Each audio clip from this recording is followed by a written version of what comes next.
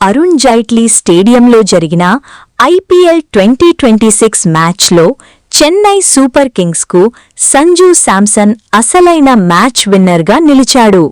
ఢిల్లీ క్యాపిటల్స్పై 52 బంతుల్లో 87 పరుగులతో నాటౌట్గా నిలిచి సీఎస్కేకి 17.3 ఓవర్లలోనే 156 పరుగుల టార్గెట్ను చేజ్ చేయించాడు.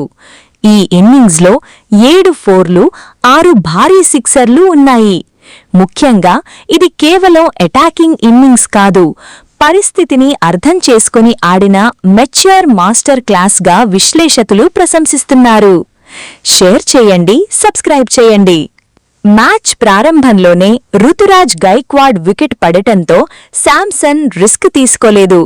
పిచ్ నెమ్మదిగా ఉండటంతో అక్సర్ పటేల్, కుల్దీప్ యాదవ్ స్పిన్ను జాగ్రత్తగా ఆడాడు.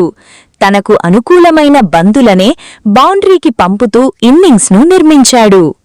మధ్య ఓవర్లలో ఉర్వల్ పటేల్ అవుట్ అయిన తర్వాత యువ ఆటగాడు కార్తిక్ శర్మతో కలిసి బాధ్యత తీసుకున్న శాంసన్ స్ట్రైక్ రొటేట్ చేస్తూ ఒత్తిడిని తగ్గించాడు.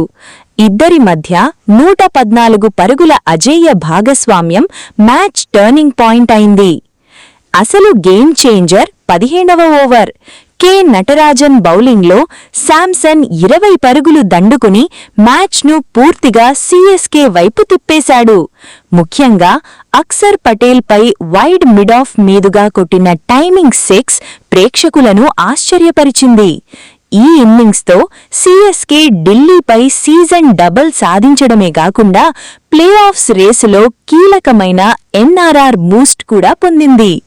ముఖ్యంగా శాంసన్ ఇప్పుడు కేవలం ఫ్లాషీ బ్యాటర్ కాదు, అవసరమైనప్పుడు మ్యాచ్ను ముగించే డిపెండబుల్ ఫినిషర్గా మారిపోయాడని ఈ ఇన్నింగ్స్ మరోసారి నిరూపించింది.